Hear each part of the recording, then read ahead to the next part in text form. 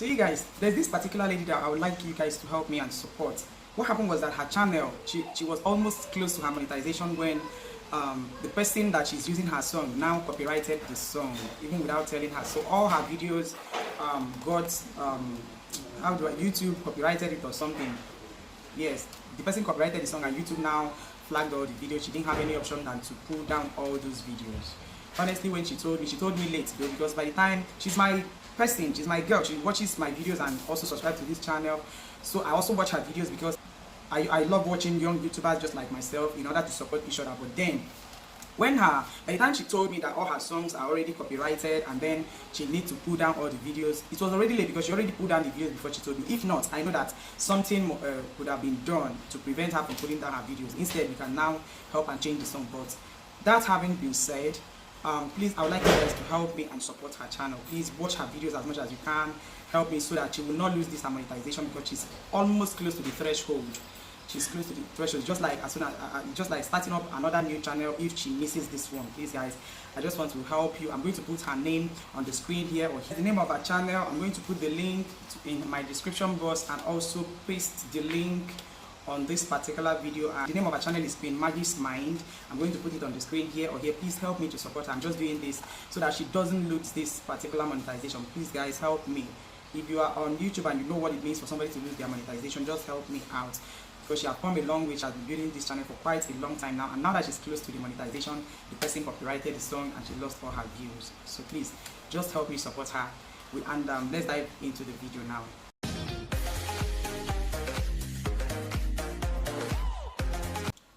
Hello guys, and welcome back to my channel.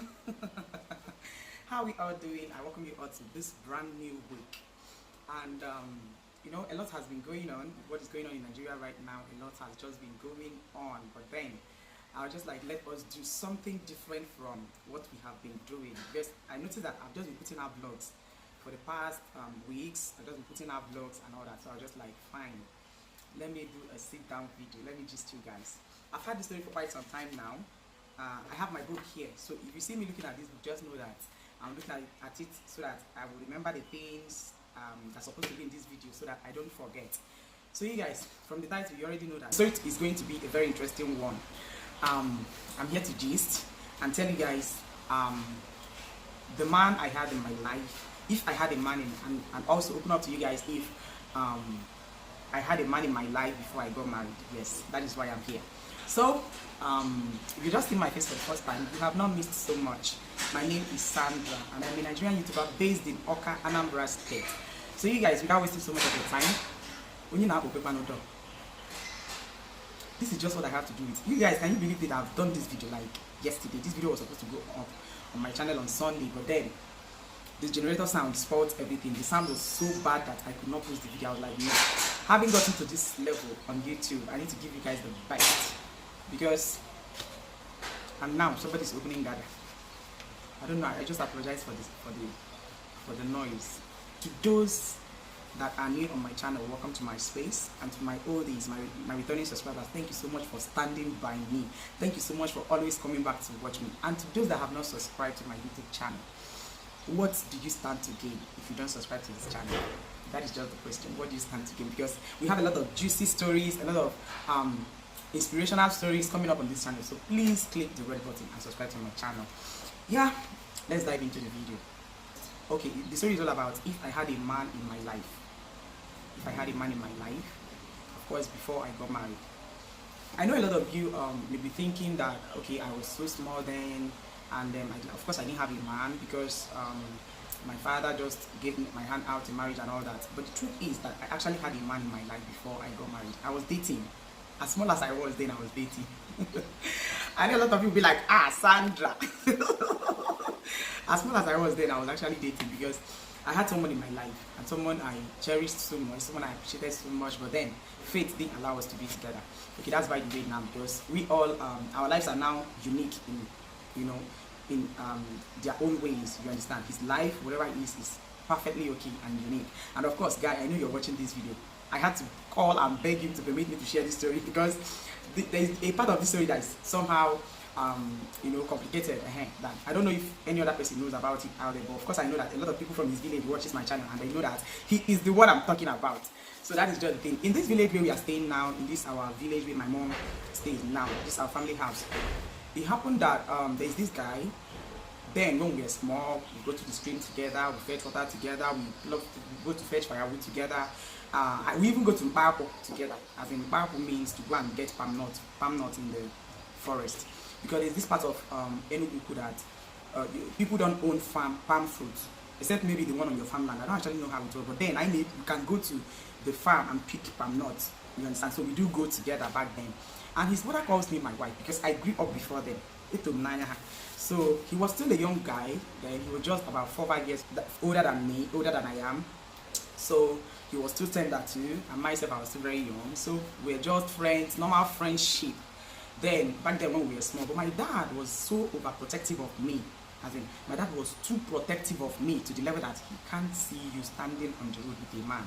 You can't just stand anyhow. My father forget standing anyhow. He's going to deal with you. So this guy normally comes to see me. Sometimes when we go to fetch water, he will first of all help me. Then he had not made it official. We didn't even know that we were dating. Why not? I like him. Among all the guys in that village then, he's the only person I allowed to come close to me because I like him. That's the truth. And then he likes me too because I'm the only female that comes to. His mother is a conch Anglican. Like to the level that EFAC, I don't know if you know about EFAC, to the level that you can't, who does not know her in that community, as a conch, you know, Christian mother. So she doesn't, her children doesn't mess around. As in age when you want to talk to your children about using somebody else's child that behaves well to give example to your children, her children is one of the first people that people use to give example. So that's how a good mother her mother was. And her mother is a widow back then. Yes, so she was so protective of her children too. Imagine when a mother hen protects her chicks, you know, stuff like that.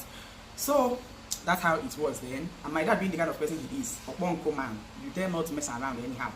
So it happened to be that back then, I am the only female that can actually walk into their compound and ask the mother that I'm looking for her son. And she will like, he's here or he's here. I am the only female in that village. So a lot of people were so jealous of us to the level that some guys will fight me. And when they fight me, this guy will be the one to, you know, fight back the people that are fighting me and stuff like that.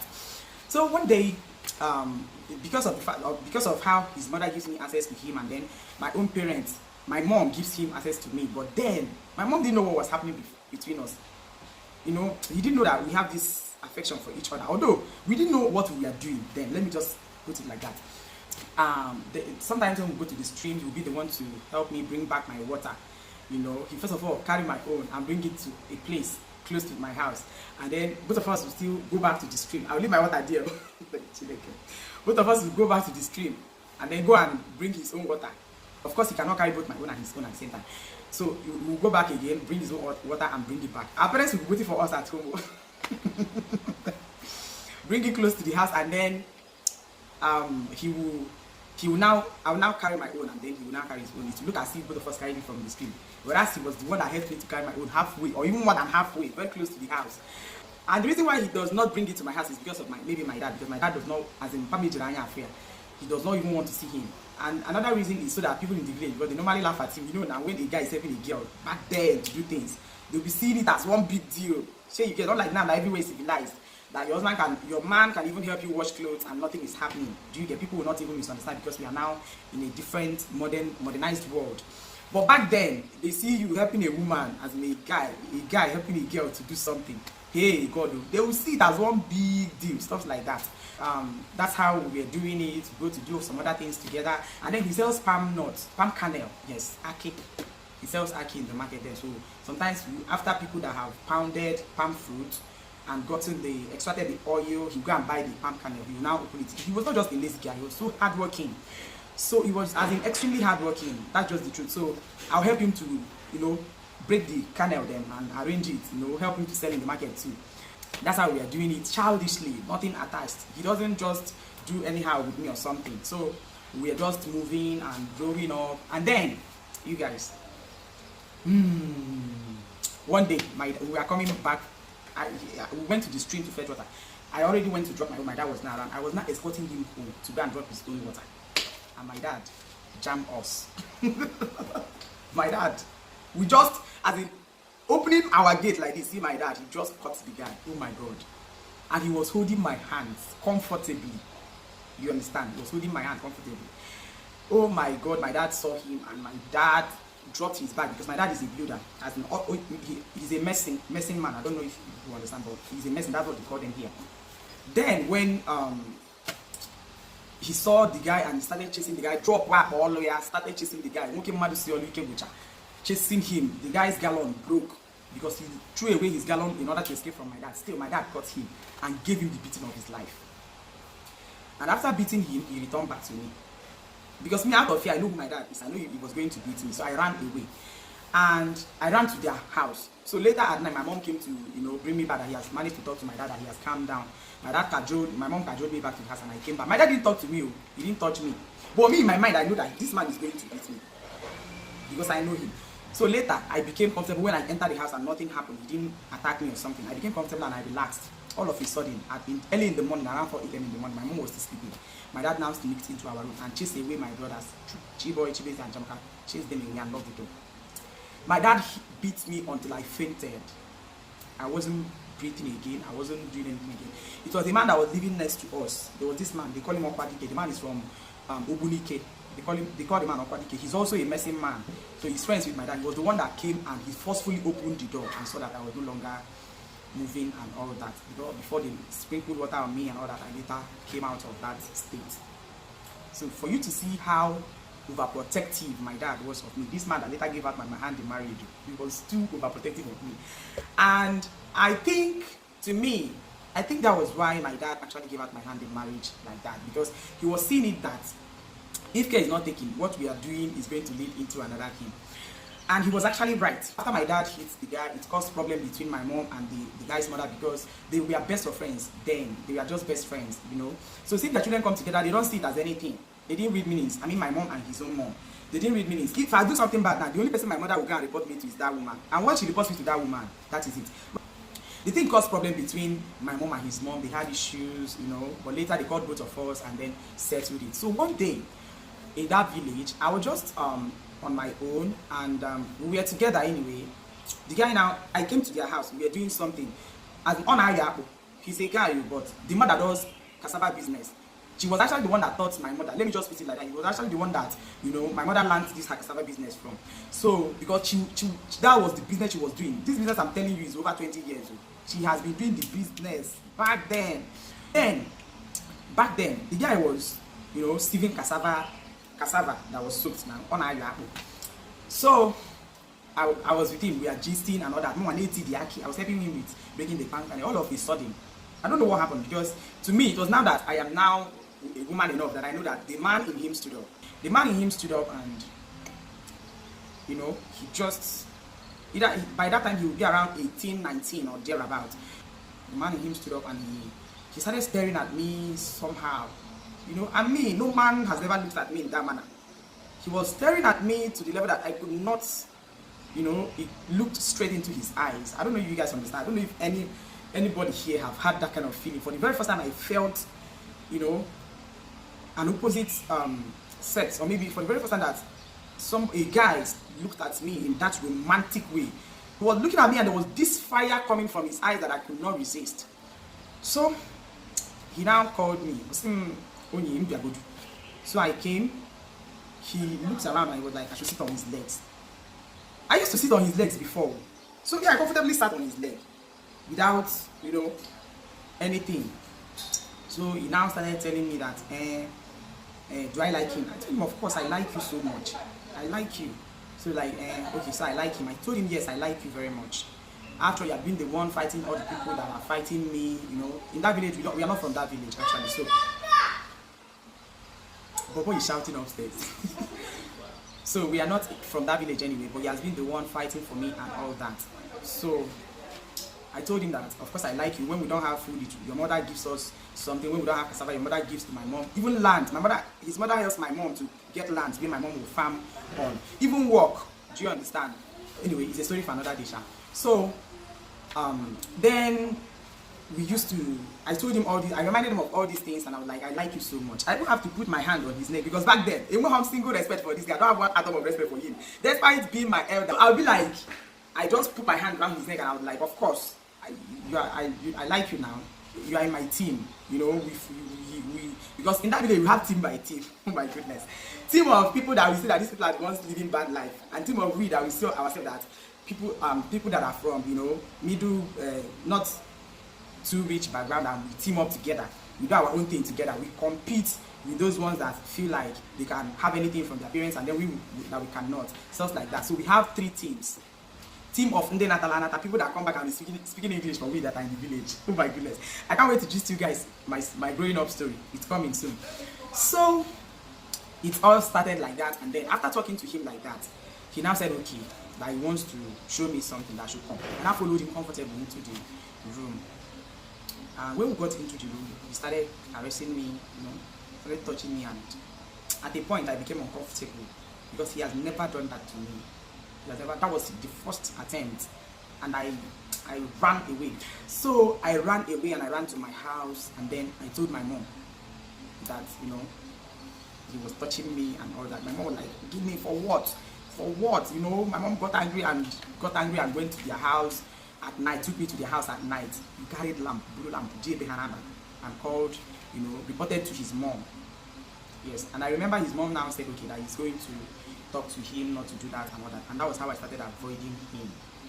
I started avoiding him. He kept coming close to me. I started avoiding him and all that.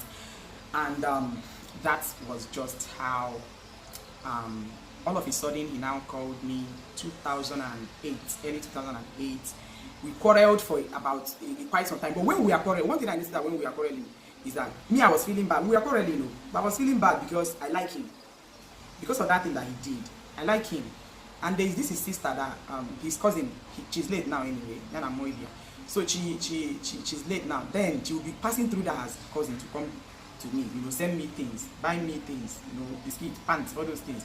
So 2008 Valentine, that was when he now starts coming close to me. And in that village there's this other guy that was also liking me back then. So that one rides Okada. He was one of the youngest guys in that village that bought Okada for the very first time. So when that one started coming, will come close to me, the other guy, you know, that my guy now, the one that tried to touch me, will now go and fight him. I'll hear that they fight, but me, I don't know why they are fighting. I'll hear that the both of them fought. You know, as village D now, gist will go round. I'll hear that they fought, but then I don't know why they fought. Okay, oh, all of a sudden, he now called me in 2008, Valentine 2008. He called me and he was like, he wants to make it official to me that he likes me and he loves me and all that. That day, both of us cried together because there's this place, ANAMBRA, as in Mbagobu there, as in it's bushy somehow. So that was the area that we both went to. He talked to me. It's in a bush, oh. It's a bush, but you know how bush is. There's always a place that people can stay and talk. So that was where he now, you know, told me, made it official that he likes me and that he actually loves me, that he wants me to be his girlfriend, that other people have girlfriend, you know. And the school he attends then is actually boys and girls. So he told me just about what happens in the school where he was going, how girls like him because he's handsome. So I mean, I'm beautiful, you know. I'm beautiful and I know that I am beautiful. So he was liking me and all that. He told me everything that since that he has been liking me since that was what happened that day. You guys, my parents now and his own parents now, his own mom, because his father is his own mom, didn't know that we have settled. So what now is when we want to see, we'll see secretly. Do you understand? We no longer make it open like the normal way that we used to hold hands to walk around and, you know, freely without having anything in mind. But since that day that he attempted to do that, I now we now make it secret that we no longer come out to open place and see and gist and all that. So he made it official to me and I started liking him and he was loving me. We are just both in love. Let me put it. I don't know if it's childish love, but that thing was love. Because if I don't see him in a day that time, I will not rest. Every time. There's this, once he comes to our fence, he will give me signal. There's this ugiri obono tree that is at our backyard. When he comes to that ugiri tree, he will just do, he will call me Onyinye. And me, my mom, I may be with my mom, nobody will know that I've heard him. I will just round up everything I'm doing and discharge my mom and go. I must go and see him. So that was just it. I don't just want to, you know, mention his name here because he pleaded with me because my brothers know him, so I pleaded with me not to mention his name because I actually called him to get his permission to share this story, because another part of this story is also coming up on this channel, because this story is not just ending here. So that was how I started dating him, and we are just so close and all that, even before I got married. So you guys, you can see that I actually have had a man in my life. I actually had a man in my life even as at when I got married. Not just a man, but somebody I actually loved. So even leaving him and all that was not that easy, but at the end of the day, when you come from a family where you don't say no to your parents, of course, you know what that means. You just have to live for them and abide by whatever they want. I know a lot of you must have fallen victim of something like this. Some of you, it favored you, some of you, it didn't favor you. People like me, it favored me, because looking at my children, they are the biggest asset I have in this life. Looking at these two boys, I always tell myself, Sandra, what if you didn't get married early? Sandra, what if? You know, what if? And all those what if, only me knows all those what if. Because if I had waited, if I had refused and married this same guy, maybe he was not destined for me or something like that. Because the way I live with my husband, I believe that he is my man. And I'm also going to share part of that story here with you guys, how I live with my husband. So thank you so much, guys, for listening to this story. And remember that this story is not ending here. We're going to have a part 2 of this story. A part 2 of this story is going to come as, did my husband disvirgin me? Did I lose my virginity with this same guy? Did I marry a virgin? That is going to be the part 2 of this story. So if you enjoyed watching this video, do not forget to like, comment, share, and please subscribe to my channel. Thank you so much. I'll catch up with you guys in my next video. Bye.